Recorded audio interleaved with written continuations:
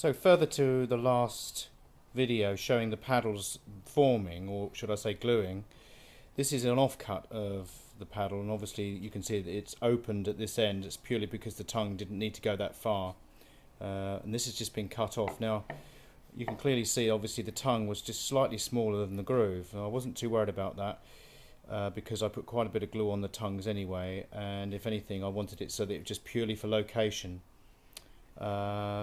So now we're at this stage now where I've cut this end off and I've cut them all to size, so they're all over there. There they all are, sitting there waiting to be set. Then what we do is I've set up a router now on the table, obviously because I think it's a safer bet, showing this is how the paddle will eventually form. Now again, this is an offcut, so you can clearly see that the tongues don't come right the way to the end.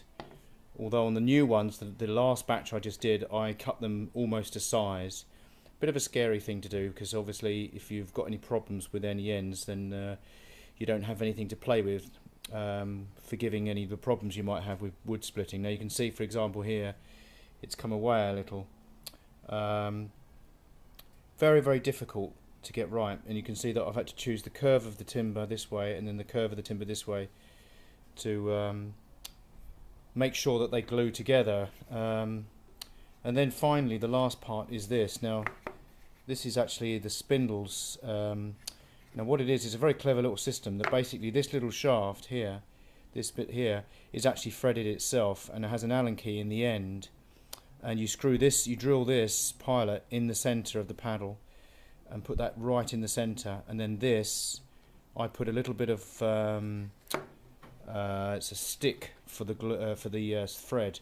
It's a thread lock that you use, which in mechanic terms, once it's dry, it can still be undone, but actually what it does is it allows you to get a solid fitting here, so this won't come loose when it twists on its pivot.